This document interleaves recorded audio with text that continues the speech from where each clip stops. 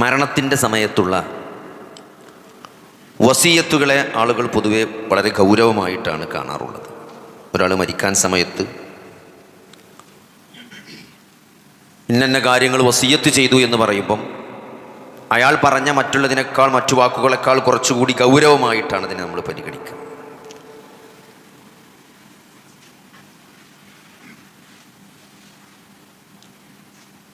നബി സല്ലല്ലാഹു അലൈഹി വസല്ലമയുടെ സഹാബി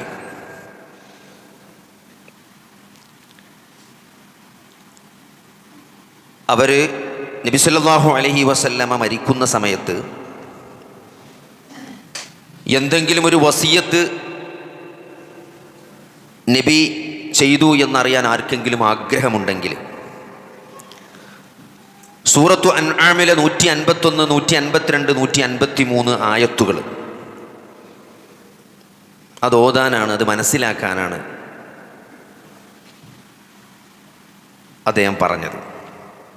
ഖുൽ തആലൂ അത്ലു മാ ഹറമ റബ്ബുക്കും അല്ലാ തുശ്രികൂ ബിഹി ശൈഅ വബിൽ വാലിദൈനി ഇഹ്സാന വലാ തഖ്തുലൂ ഔലാദകും മിൻ ഇംലാഖ് നഹ്നു നർസുഖുകും വഇയ്യാഹും വലാ തഖ്റബുൽ ഫവാഹിഷ മാ ളഹറ മിൻഹാ വമാ ബത്തൻ വലാ തഖ്തുലുൻ നഫ്സല്ലതീ ഹറമല്ലാഹു ഇല്ലാ ബിൽ ഹഖ്.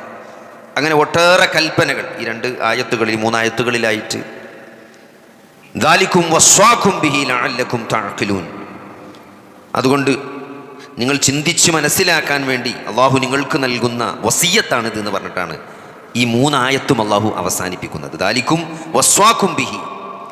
കുറേ കാര്യങ്ങൾ പറയണം. നീ ശിർക്ക് ചെയ്യരുത്, മാതാപിതാക്കളെ ബഹുമാനിക്കണം, പിന്നെ ദാരിദ്ര്യത്തെ ഭയന്നുകൊണ്ട് സന്താനങ്ങളെ കൊന്നുകളയരുത്, നിങ്ങൾ കൊല നടത്തരുത്, നിങ്ങൾ മ്ലേച്ഛവൃത്തികൾ പ്രത്യക്ഷവും പരോക്ഷവുമായ തോന്നിവാസങ്ങൾ പ്രവർത്തിക്കരുത്, അതേപോലെ തന്നെ നിങ്ങൾ യതീമിൻ്റെ മുതൽ തിന്നരുത്, വലാ തഖറബൂ മാലൽ യതീമി ഇല്ലാ ബില്ലതീ ഹിയ അഹ്സൻ. പിന്നെ അളവ് തൂക്കത്തിൽ കൃത്രിമം കാണിക്കരുത്, നീതി പാലിക്കണം. ഇതൊക്കെ പറഞ്ഞിട്ട് ദാലികും വസ്വാകും ബിഹി ലഅല്ലകും തദക്കറൂൻ. നിങ്ങൾ ശ്രദ്ധിച്ച് മനസ്സിലാക്കാൻ വേണ്ടിയിട്ടാണ് അള്ളാഹു നിങ്ങൾക്ക് ഇതൊക്കെ വസിയത്ത് നൽകുന്നത്. വഅന്ന ഹാദാ സിറാത്തി മുസ്തഖീമൻ ഫത്തബിഊഹു. ഇതാണ് സിറാത്തൻ മുസ്തഖീം, ഏറ്റവും ശരിയായ മാർഗം, അത് നിങ്ങൾ പിൻപറ്റണമെന്നാണ്. വലാ തത്തബിഉസ് സുബുല ഫതഫറക ബികും അൻ സബീലിഹി. മറ്റു മാർഗങ്ങളെ നിങ്ങൾ എന്ത് ചെയ്യരുത്, നിങ്ങൾ പിൻപറ്റരുത്, കാരണം അതിൽ നിങ്ങൾ ചിതറിപ്പോകുമെന്നാണ്. ദാലികും വസ്വാകും ബിഹി ലഅല്ലകും തത്തഖൂൻ. അതാണ് അള്ളാഹു നിങ്ങൾക്ക് നൽകുന്ന വസിയത്ത്, ഉപദേശം. അപ്പോൾ ഈ ഒരു 3 ആയത്ത് നബി സല്ലല്ലാഹു അലൈഹി വസല്ലമ വഫാത്താകുന്ന സന്ദർഭത്തിൽ അവിടുത്തെ ആളുകൾക്ക്, അവിടുത്തെ പിൻഗാമികൾക്ക് എന്തെങ്കിലും ഒരു വസിയത്ത് ചെയ്തിട്ടുണ്ട് എന്ന് മനസ്സിലാക്കാൻ ആഗ്രഹിക്കുന്ന ആളുകൾ ഈ 3 ആയത്തുകൾ പഠിക്കട്ടെ, അതിലുള്ള ഉപദേശങ്ങൾ മനസ്സിലാക്കട്ടെ എന്നാണ് മഹാനായ സഹാബി വര്യൻ നമ്മളെ പഠിപ്പിക്കുന്നത്. അപ്പം അതുകൊണ്ട് തന്നെ ഇത് ഏറ്റവും ശരിയായ മാർഗമാണ് ഒരാൾ മുസ്ലിമായി ജീവിക്കുക എന്നത്. ലാ ഇലാഹ ഇല്ലല്ലാഹ് മുഹമ്മദുർ റസൂലുള്ളാഹ്, ലാ ഇലാഹ ഇല്ലല്ലാഹ് എന്ന അല്ലാഹുവിനെ മാത്രം ആരാധിക്കുകയുള്ളൂ എന്ന് പ്രഖ്യാപിക്കുകയും മുഹമ്മദ് നബി സല്ലല്ലാഹു അലൈഹി വസല്ലമ റസൂലാണെന്ന് അംഗീകരിക്കുകയും ചെയ്തുകൊണ്ട് ആ പ്രവാചകനെ ജീവിതത്തിൽ ഉടനീളം ഫോളോ ചെയ്തുകൊണ്ട് ജീവിക്കുന്ന ഒരാളെ സംബന്ധിച്ചിടത്തോളം ആ പ്രവാചകൻ പഠിപ്പിച്ചത് മനസ്സിലാക്കുകയും അതനുസരിച്ച് ജീവിക്കാൻ ശ്രമിക്കുകയും ചെയ്യുക എന്നതാണ് ഈ ജീവിതത്തിൻ്റെ ലക്ഷ്യമായിട്ടുള്ളത്. അതുകൊണ്ട് സത്യവിശ്വാസികളെ സംബന്ധിച്ചിടത്തോളം നമ്മൾ ഏറ്റവും സൂക്ഷിക്കേണ്ട വിഷയം ശിർക്കാണ്. അള്ളാഹു അല്ലാത്ത ആരാധിക്കുക എന്നത്, ബഹുദൈവ വിശ്വാസവുമായി എന്തെങ്കിലും ജീവിതത്തിൽ ഒരു ബന്ധം വരിക എന്നത് വളരെ ഗൗരവത്തിൽ കാണേണ്ടവരാണ് സത്യവിശ്വാസികൾ. നബി സല്ലല്ലാഹു അലൈഹി വസല്ലമയുടെ അടുത്ത് വന്നിട്ട് ഒരാൾ ചോദിക്കണം. ഇപ്പം ജാഹിലിയത്തിൽ അവർ നേർച്ച നേറും, ഇസ്ലാമിലേക്ക് വന്നു കഴിഞ്ഞാൽ അള്ളാഹുവിനാണ് നേർച്ച. അപ്പോൾ ഇസ്ലാമിലേക്ക് വന്നു കഴിഞ്ഞാൽ ആ നേർച്ച വീട്ടേണ്ടതുണ്ടോ എന്ന് പലപ്പോഴും സഹാബികൾ വന്ന് നബിയോട് ചോദിക്കാറുണ്ട്. കാരണം അള്ളാഹുവിനാണ് നേർച്ച എന്ന് പറഞ്ഞത്. അപ്പോൾ അള്ളാഹുവിനുള്ള നേർച്ച അത് ഇസ്ലാമിലേക്ക് വന്നാലും അതെന്താണ്, അത് പാലിക്കേണ്ടതുണ്ടല്ലോ. അപ്പോൾ അത് പൂർത്തിയാക്കേണ്ടതുണ്ടോ എന്ന് അന്വേഷിക്കാൻ പലപ്പോഴും നബി സല്ലല്ലാഹു അലൈഹി വസല്ലമയുടെ അടുത്തേക്ക് സഹാബത്ത് വരാറുണ്ട്. അപ്പോൾ ബുവാന എന്ന് പറഞ്ഞൊരു സ്ഥലത്ത് വെച്ച് ഒരു നേർച്ച, ഒരു ബലിമൃഗത്തെ അറുക്കാൻ ഒരാൾ നേർച്ച നേർന്നിട്ടുണ്ട്. അപ്പോൾ ഞാൻ ആ നേർച്ച വീട്ടേണ്ടതുണ്ടോ എന്ന് നബി സല്ലല്ലാഹു അലൈഹി വസല്ലമയോട് ചോദിച്ചപ്പോൾ നബി സല്ലല്ലാഹു അലൈഹി വസല്ലമ അദ്ദേഹത്തോട് ചോദിച്ച 2-3 ചോദ്യങ്ങളാണ്. ഇത് നമ്മൾ വളരെ ഗൗരവത്തിൽ മനസ്സിലാക്കണം. ഒന്നാമതായി ചോദിച്ചത്, അള്ളാഹുവിനെ കൂടാതെ ആരാധിക്കപ്പെടുന്ന വല്ല ബിംബങ്ങളും അവിടെ ഉണ്ടായിരുന്നു എന്നാണ്. എന്തെങ്കിലും ഒരു ബിംബം അല്ലെ, പണ്ട് അവിടെ നേർച്ച നേർന്നിന്ന് അവിടെ അങ്ങനെ ആരാധനാ കേന്ദ്രമായിട്ട് അങ്ങനെ അറിയപ്പെട്ടൊരു മഷൂറായ കേന്ദ്രമാണോ എന്നാണ്. അപ്പം അല്ല, അങ്ങനെ ഒരു വിഗ്രഹങ്ങളൊന്നും അവിടെ അല്ല എന്നാണ്. അവിടെ എന്തെങ്കിലും ആഘോഷങ്ങൾ നടക്കുന്നുണ്ടോ എന്നല്ല ചോദിച്ചത്, നടന്നിരുന്നോ എന്നാണ് ചോദിച്ചത്. എന്തെങ്കിലും വല്ല ആഘോഷങ്ങൾ ബഹുദൈവാരാധനയുമായി ബന്ധപ്പെട്ട കൊല്ലം നടന്നു വരുന്ന വല്ല പരിപാടികൾ, നമ്മൾ നേർച്ച, ആണ്ട്, ഉറൂസ്, പല ജാതി ആഘോഷങ്ങളുണ്ടല്ലോ. അപ്പം അങ്ങനത്തെ വല്ല ആഘോഷങ്ങളും അവിടെ നടന്നിരുന്നോ എന്നാണ് ചോദിച്ചത്. ഇപ്പം നടക്കണ്ടോ എന്നല്ല ചോദിച്ചത്, നടന്നിരുന്നോ എന്ന് ചോദിച്ചു. ഇല്ല എന്നാണ് പറഞ്ഞത്.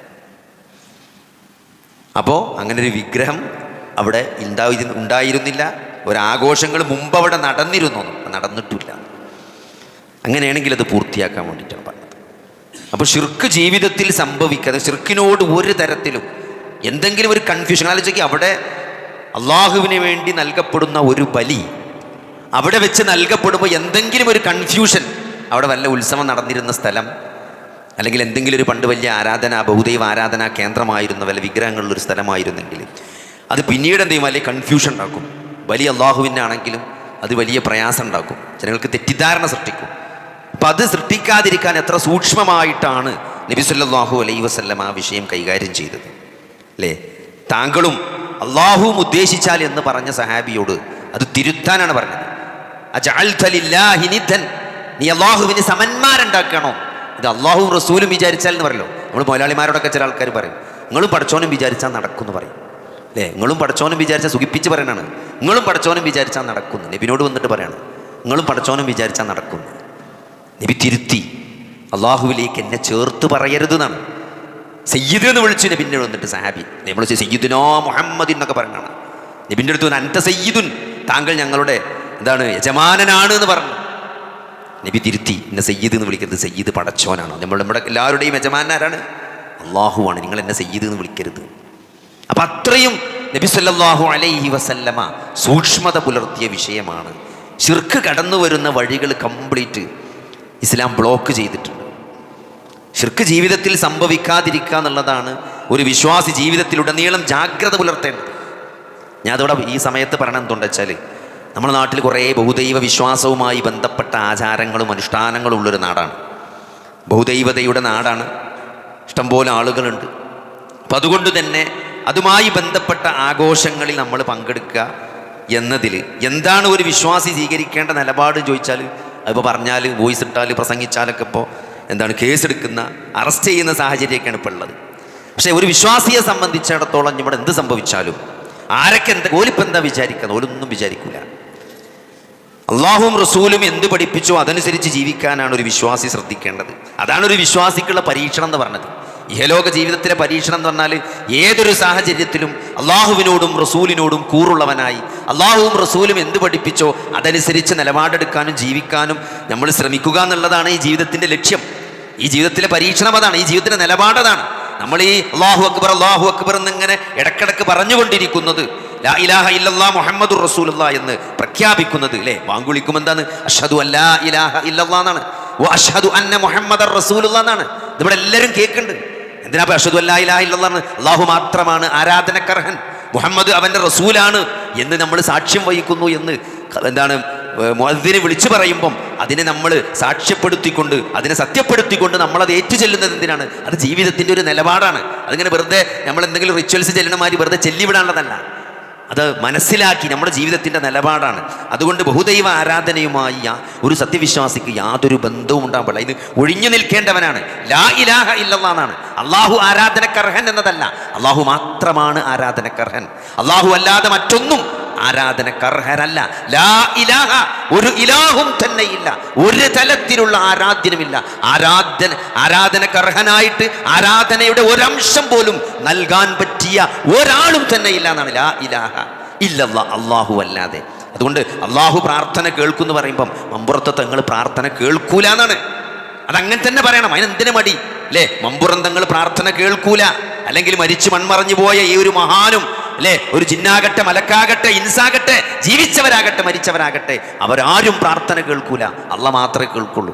അതുകൊണ്ട് ആരാധനയുടെ ഒരംശവും അള്ളാഹു അല്ലാത്ത ആളുകളിലേക്ക് ചേരാൻ പാടില്ല. അതിൽ ഏറ്റവും സൂക്ഷ്മത പുലർത്തേണ്ടവനാണ് ഒരു സത്യവിശ്വാസി. അതുകൊണ്ട് ബഹുദൈവ ആരാധനകളുമായി ബന്ധപ്പെട്ട ഒരു തരത്തിലുള്ള ആഘോഷത്തിലും ഒരു വിശ്വാസിക്ക് പങ്കെടുക്കാവുന്നതല്ല എന്നതാണ് ഇസ്ലാമിൻ്റെ ഏറ്റവും ശരിയായ നിലപാട്.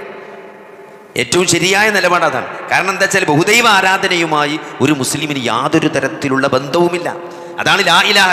ഇസ്ലാം എന്ന് പറഞ്ഞാൽ തന്നെ തൗഹീദാണ്. ലാ ഇലാഹ ഇല്ലല്ലാഹ് എന്ന് പറഞ്ഞാൽ അതാണ്.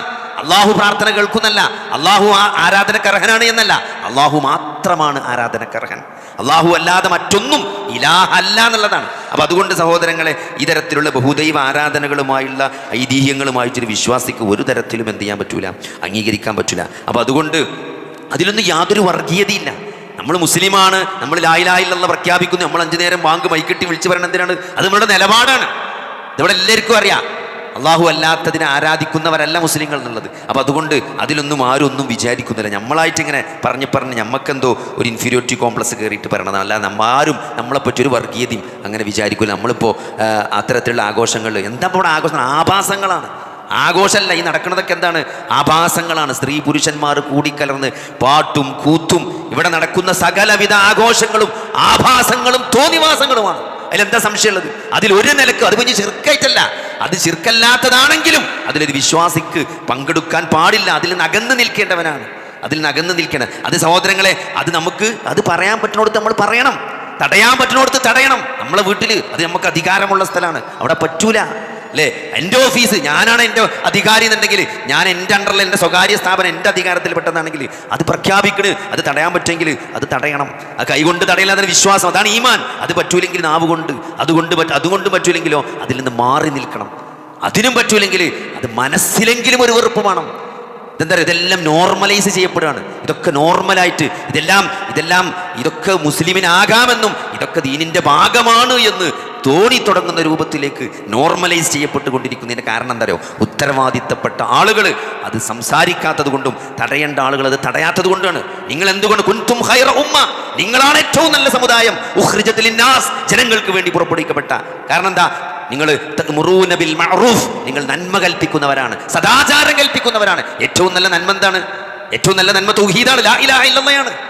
നിങ്ങൾ ദുരാചാരം വതൻഹൗന അനിൽ മുൻകർ, അല്ലേ, മ്ലേച്ഛവൃത്തികളും നീചകൃത്യങ്ങളും നിങ്ങൾ വിരോധിക്കേണ്ടവരാണ്. മോശമായ ദുരാചാരങ്ങളെ വിലക്കേണ്ടവരാണ് നിങ്ങൾ. ഏറ്റവും വലിയ ദുരാചാരം എന്താണ്? അശ്ശിർക്കു ബില്ലാഹ്.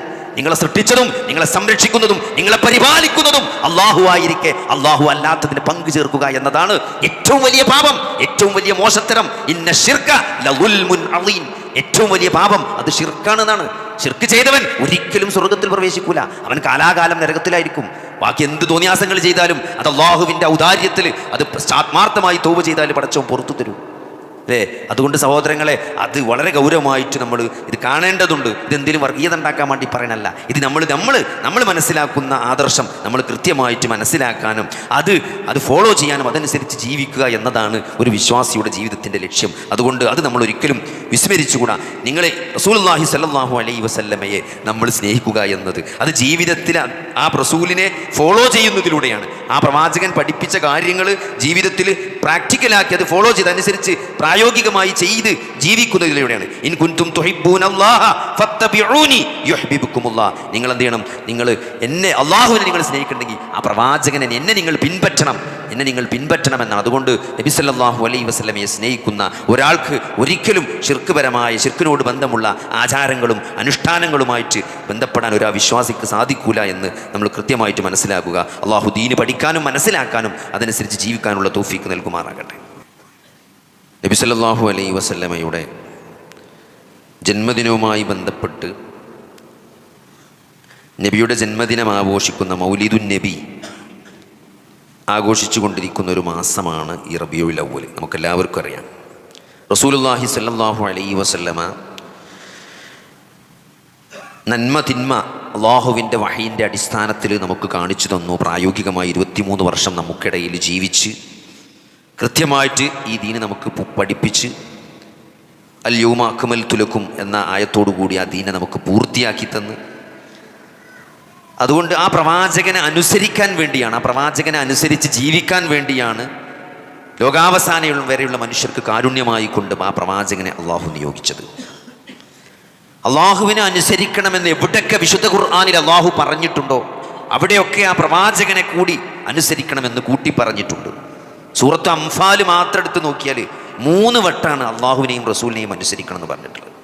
സൂറത്തു മുജാദല, സൂറത്തു ആലു ഇമ്രാനിൽ 2 വട്ടം, സൂറത്തു നൂറിൽ 1 വട്ടം, സൂറത്തു ഫതഹിൽ, സൂറത്തു അഹ്സാബിൽ, അങ്ങനെ പല സ്ഥലത്തും ഖുർആനിൽ നിങ്ങൾ അള്ളാഹുവിനെയും അവൻ്റെ പ്രവാചകനെയും അനുസരിക്കണമെന്ന് കൃത്യമായിട്ട് അള്ളാഹു പഠിപ്പിച്ചിട്ടുണ്ട്.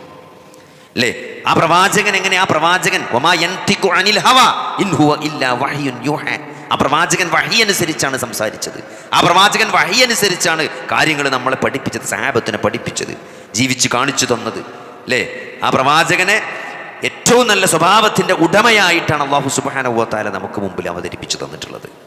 വഇന്നക ലഅലാ ഖുലുഖിൻ അളീം, മഹത്തായ സ്വഭാവത്തിൻ്റെ ഉടമയാണ് താങ്കൾ പ്രവാചകരെ എന്ന് സർട്ടിഫിക്കറ്റ് നൽകി. ആ പ്രവാചകനെ ലഖദ് കാന ഫീ റസൂലില്ലാഹി ഉസ്വത്തുൻ ഹസന, ഏറ്റവും നല്ല മാതൃക ആ പ്രവാചകനിലുണ്ട് എന്ന്. ഇതൊന്നും അങ്ങനെ പറഞ്ഞ് അവസാനിപ്പിക്കല്ല. ആ പ്രവാചകന്റെ ജീവിതം അതേപോലെ വള്ളി പുള്ളി മാറ്റമില്ലാതെ, നിങ്ങൾ ആലോചിക്ക്, 1400 വർഷങ്ങൾക്ക് ഇപ്പുറം നിന്നുകൊണ്ട് അതേപോലെ ആ പ്രവാചകൻ എങ്ങനെ ജീവിച്ചോ അതേപോലെ അറിയാനും മനസ്സിലാക്കാനും പകർത്താനും പറ്റിയ രൂപത്തിൽ നമുക്ക് മുമ്പിൽ ഇത്രയും തെളിഞ്ഞു നിൽക്കുന്ന ഒരു വ്യക്തിത്വം ചരിത്രത്തിൽ ഒരാളെ അങ്ങനെ കാണാൻ സാധ്യമല്ല. വലിയ വലിയ ആളുകളൊക്കെ ഉണ്ടെങ്കിലും ജീവിതത്തിൻ്റെ ഓരോ സെക്കൻഡുകളും ഒപ്പിയെടുക്കപ്പെട്ട, പകർത്തിയെടുക്കപ്പെട്ട ആളുകൾ അതനുസരിച്ച് ജീവിതം കൊണ്ട് ഏറ്റെടുത്ത അല്ലേ ഒരു വ്യക്തിത്വം ലോക ചരിത്രത്തിൽ കാണാൻ സാധ്യമല്ല. അതുകൊണ്ട് ആ പ്രവാചകനെ നമുക്ക് മാതൃകയാക്കി എന്ന് പറയുമ്പം അത് മനസ്സിലാക്കാനും പഠിക്കാനും പകർത്താനും ആർക്കും പകൽ വെളിച്ചം പോലെ അത് ഇങ്ങനെ പച്ചയായി കിടക്കുകയാണ്. 1400 വർഷം പിന്നിടുമ്പോഴും അതിൽ എന്തില്ല ഒരു വള്ളി പുള്ളി വ്യത്യാസമില്ലാതെ അല്ലേ ലൈലുഹാ കനഹാരിഹ, അതിൻ്റെ രാത്രി പകൽ പോലെ ശോഭിതമാണ്, അതിലൊടി ഇരുട്ടില്ല, രാത്രി പോലും വെളിച്ചം പോലെയാണെന്നാണ്. അതാണ് ദീൻ്റെ പ്രത്യേകത. അങ്ങനെയാണ് സഹാബികൾക്കിടയിൽ പ്രവാചകൻ ജീവിച്ചത്. സഹാബികൾ അങ്ങനെയാണ് പ്രവാചകനെ കണ്ടത്, ഒപ്പിയെടുത്തത്, പകർത്തിയെടുത്തത്. ആ സഹാബികൾ താബീങ്ങൾക്ക് അങ്ങനെയാണ് ദീന് പഠിപ്പിച്ചത്. താബീകൾ അതേപോലെയാണ് ആ ദീനിനെ നിലനിർത്തിയത്. നിങ്ങൾക്ക് 1400 വർഷമായിട്ട് തലമുറകളിലൂടെ കൈമാറ്റം ചെയ്തു വന്നിട്ട് ഇന്നും അതേപോലെ അത് നിലനിൽക്കുകയാണെന്ന് പറയുമ്പം വലിയ മഹത്തായ മാതൃകയാണ് ലോകാവസാനം വരെയുള്ള ആളുകളിലേക്ക് അല്ലാഹു സുബ്ഹാനഹു വ തആല അത് എത്തിച്ചിട്ടുള്ളത്. അപ്പം എന്നാണ് ആ പ്രവാചകൻ ജനിച്ചത് എന്ന് ചരിത്രം പരിശോധിച്ചാൽ നമുക്ക് കൃത്യമായിട്ട് കാണാൻ സാധ്യമല്ല. എന്നാണ് പ്രവാചകൻ ജനിച്ചത് എന്ന് ചരിത്രത്തിൽ എവിടെയും കൃത്യമായി രേഖപ്പെടുത്തപ്പെട്ടിട്ടില്ല. ക്രിസ്താബ്ദം 570 എന്ന് പറയുന്ന ആൾക്കാരുണ്ട്, 571 എന്ന് പറയുന്ന ആൾക്കാരുണ്ട്, ആനക്കര വർഷം എന്ന് പറയുന്നവരുണ്ട്, അതിന് 15 വർഷം മുമ്പാണെന്ന് പറയുന്നവരുണ്ട്. അല്ലേ? മാസമേതാണ്, ഏത് മാസത്തിൽ ജനിച്ചു എന്ന് പോലും ചരിത്രത്തിൽ കൃത്യമായി അഭിപ്രായ ഐക്യമില്ല. 5 അഭിപ്രായങ്ങൾ നമുക്ക് കാണാൻ സാധിക്കാൻ പറ്റും. മുഹറാന്ന് പറഞ്ഞവരുണ്ട്, സഫറാണെന്ന് പറഞ്ഞവരുണ്ട്, റബിയുൽ അവ്വലാണെന്ന് പറഞ്ഞവരുണ്ട്, റജബാണെന്ന് പറഞ്ഞവരുണ്ട്, റമദാനാണെന്ന് പറഞ്ഞവരുണ്ട് ചരിത്രത്തിൽ. ഇപ്പോൾ നബി സല്ലല്ലാഹു അലൈഹി വസല്ലം ജനിക്കുമ്പോൾ പ്രവാചകനായിട്ടല്ല ജനിച്ചത്. അതുകൊണ്ട് തന്നെ മുഹമ്മദ് നബി ജനിക്കുന്ന സന്ദർഭത്തിൽ ആർക്കും അറിയില്ല ഇത് പ്രവാചകനാകാൻ പോണ ആളാണ്. അതുകൊണ്ട് തന്നെ ജന്മദിനം ആരും കൃത്യമായിട്ട് ഓർത്തു വെച്ചിട്ടില്ല. പിന്നെ ജന്മദിനം രേഖപ്പെടുത്തി വെക്കുന്നൊരു സമ്പ്രദായം അറബികൾക്കിടയിലില്ല. അതുകൊണ്ട് തന്നെ തീയതി കൃത്യമല്ല. 7 അഭിപ്രായങ്ങൾ കാണാൻ പറ്റും. അല്ലേ? ഞാൻ നേരത്തെ പറഞ്ഞു ഏത് മുഹറത്തിൽ ഏതാണെന്നുള്ളത്, അല്ലെ ഓരോ മാസം ഏതാണെന്നുള്ളത് തന്നെ വ്യത്യസ്തമായ അഭിപ്രായങ്ങൾ. അങ്ങനെ നബി സല്ലല്ലാഹു അലൈഹി വസല്ലമയെക്കുറിച്ച് ജന്മദിനത്തെക്കുറിച്ച് ആർക്കും തർക്കമില്ലാത്ത, എല്ലാവർക്കും യോജിപ്പുള്ള ഒരൊറ്റ കാര്യമുള്ളൂ. നബി സല്ലല്ലാഹു അലൈഹി വസല്ലമയുടെ ജന്മദിനവുമായി ബന്ധപ്പെട്ട് എല്ലാവർക്കും ഇജ്മാ ഉള്ള, അഭിപ്രായ ഐക്യമുള്ള, അഭിപ്രായ വ്യത്യാസമില്ലാത്ത ഒരു കാര്യമുണ്ട്. അതെന്താണ്?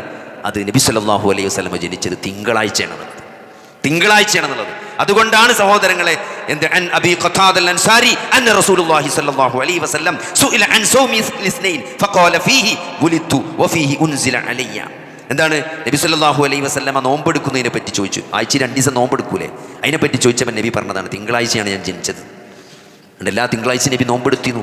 അല്ലേ? 1400 വർഷങ്ങളായിട്ട് എത്ര മുസ്ലിങ്ങളാണ് സഹോദരങ്ങളെ തിങ്കളാഴ്ച നോമ്പെടുക്കുന്നത്, സുന്നത്ത് നോമ്പെടുക്കുന്നത്. അതെന്തുകൊണ്ടാണ്? നബി തിങ്കളാഴ്ചയാണ് ജനിച്ചു എന്നതുകൊണ്ടാണ്. അല്ലേ?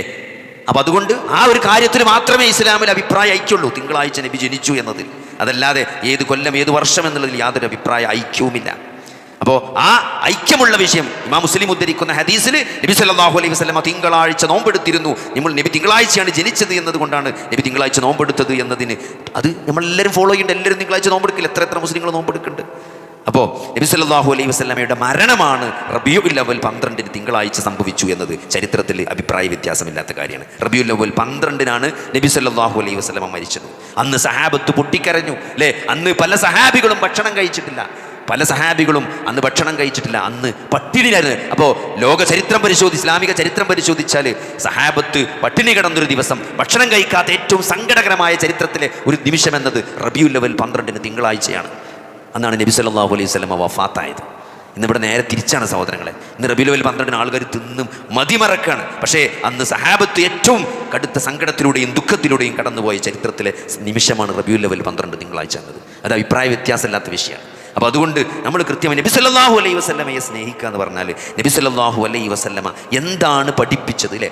ആ നബിക്ക് ശേഷം എത്ര സഹാബികൾ ജീവിച്ചു, നബി അങ്ങേയറ്റം സ്നേഹിച്ച സഹാബത്ത് അവരാരും നബി സല്ലല്ലാഹു അലൈഹി വസല്ലമയുടെ ജന്മദിനം ആഘോഷിച്ചതായിട്ട് കാണാൻ സാധിക്കും. ഒരു കാരക്കച്ചുള പോലും സ്വതക്ക നൽകിയതായിട്ട്, ഒരു സ്വലാത്ത് പോലും അധികം ചൊല്ലിയതായിട്ട് നമുക്ക് ചരിത്രത്തിൽ കാണാൻ സാധ്യമല്ല. ഖുലഫാഉർ റാഷിദുകൾ, നബി സല്ലല്ലാഹു അലൈഹി വസല്ലമയുടെ സന്തത സഹചാരികളായിരുന്ന അബൂബക്കറും ഫിൽ ജന്ന, ഉമറും ഫിൽ ജന്ന, ഉസ്മാനും ഫിൽ ജന്ന, അലിയും ഫിൽ ജന്ന, ഇങ്ങനെ പേരെടുത്തു പറഞ്ഞ 10 സഹാബികൾ അല്ലേ? അവർക്ക് ശേഷം അതേപോലെ ഇസ്ലാമിക ഖലീഫമാര് സഹോദരങ്ങളെ, അവരാരും ചരിത്രത്തിൽ ഇസ്ലാമിക ലോകത്ത് ഹിജ്റ 400 വരെ അങ്ങനെ നബി സല്ലല്ലാഹു അലൈഹി വസല്ലമയുടെ ജന്മദിനം ആഘോഷിച്ചതായി ചരിത്രത്തിൽ കാണാൻ സാധ്യമല്ല. 400-ന് ശേഷം ഫാത്തിമികളാണ് ചരിത്രത്തിൽ ആദ്യമായിട്ട് നബി സല്ലല്ലാഹു അലൈഹി വസല്ലമയുടെ ജന്മദിനം ആഘോഷിക്കുക എന്ന സമ്പ്രദായം ചരിത്രത്തിൽ ആദ്യമായിട്ട് തുടങ്ങിയത്. അതിൽ നിന്നൊക്കെ വഴിമാറി അതൊക്കെ DJ പാർട്ടിയും പാട്ടിട്ടുകൊണ്ട് വലിയ ആഘോഷങ്ങൾ സംഘടിപ്പിച്ചു, വലിയ കേക്ക് മുറിച്ച് അന്യമതസ്ഥരുടെ ആചാരങ്ങളെ ചാണിന് ചാണായും മുഴത്തിന് മുടമായും എൻ്റെ സമുദായം അനുകരിക്കുമെന്ന് റസൂലുള്ളാഹി സ്വല്ലല്ലാഹു അലൈഹി വസല്ലമ പറഞ്ഞ പോലെ പുൽക്കൂട് കെട്ടി കേക്ക് മുറിച്ച് അല്ലേ ഉണ്ണി യേശുവിന് പകരം ഉണ്ണി മുഹമ്മദിനെ ഉണ്ടാക്കുന്ന ഒരു തരത്തിലേക്ക് ഈ ആഘോഷങ്ങൾ വഴിമാറിയിട്ടുണ്ട് സഹോദരങ്ങളെ. ഇതിലൊന്നും ഇസ്ലാമിനോ അതിൻ്റെ അധ്യാപനങ്ങൾക്കോ യാതൊരു തരത്തിലുള്ള പങ്കുമില്ല. നബി സല്ലല്ലാഹു അലൈഹി വസല്ലമ ഇസ്ലാമിൻ്റെ 1-ാം ദിവസം മുതൽ വളരെ താക്കീത് നൽകിയ വിഷയമാണ് ഈ മതത്തിലില്ലാത്ത ആചാരങ്ങൾ, അല്ലാഹു റസൂലോ പഠിപ്പിക്കാത്ത ആചാരങ്ങൾ ഏറ്റെടുക്കുകയോ പങ്കെടുക്കുകയോ അതിൻ്റെ പിന്നാലെ നടക്കുകയോ ചെയ്യരുത് എന്ന് നബി സല്ലല്ലാഹു അലൈഹി വസല്ലം കൃത്യമായിട്ട് നമ്മൾ താക്കീത് നൽകിയ വിഷയമാണ് അല്ലേ? മരിക്കുന്ന സന്ദർഭത്തിൽ പോലും മരണാസന്നനായി കിടക്കുന്ന ആ പ്രവാചകൻ റസൂലുള്ളാഹി സ്വല്ലല്ലാഹു അലൈഹി വസല്ലമ തൻ്റെ സമൂഹത്തിന് മുന്നറിയിപ്പ് നൽകിയത് എന്താണ്? യഹൂദ നസാറാക്കൾ അല്ലെ അവരുടെ ഈസാ നബിയുടെ വിഷയത്തിൽ ക്രിസ്ത്യാനികൾ അതിരുവിട്ടൽ പോലെ മുസ്ലിം സമൂഹം അതിരുവിടരുത് എന്ന് കൃത്യമായിട്ട് താക്കീത് നൽകിയത് നമുക്ക് ചരിത്രത്തിൽ കാണാൻ സാധിക്കും അല്ലെ? എന്ത് നിങ്ങൾ നസാറാക്കൾ എന്ത് ചെയ്യരുത്, ഈസാ നബിയെ കാണിച്ചതുപോലെ നിങ്ങൾ എന്നെ ചെയ്യരുത് എന്ന് നബി സല്ലല്ലാഹു അലൈഹി വസല്ലം കൃത്യമായിട്ട് താക്കീത് നൽകിയത് നമുക്ക് കാണാൻ സാധിക്കും. അതുകൊണ്ട് ഒരു തരത്തിലും അള്ളാഹുവിൻ്റെ റസൂല് പഠിപ്പിക്കാത്ത ആഘോഷങ്ങളോ സമ്പ്രദായങ്ങളോ ഇസ്ലാമിന് അന്യമാണ് എന്ന് നമ്മൾ മനസ്സിലാക്കുക. അള്ളാഹുവിൻ്റെ റസൂലിനെ സ്നേഹിക്കേണ്ടത് അള്ളാഹുവിൻ്റെ റസൂലിനെ അറിയലാണ്, ആ പ്രവാചകൻ്റെ ജീവിതം അറിയലാണ്, ദീൻ പഠിക്കലാണ് അല്ലേ? ആ പ്രവാചകൻ കൽപ്പിച്ച കാര്യങ്ങൾ മനസ്സിലാക്കലാണ്, അത് ജീവിതത്തിൽ പകർത്തലാണ്, അത് നെഞ്ചോട് ചേർത്ത് വെക്കലാണ്. അങ്ങനെയാണ് സഹോദരങ്ങളെ നമ്മൾ നബിനെ സ്നേഹിക്കേണ്ടത്. അല്ലാഹു സുബ്ഹാനഹു വ തആല നമുക്കതിനുള്ള തൗഫീക്ക് നൽകുമാറാകട്ടെ.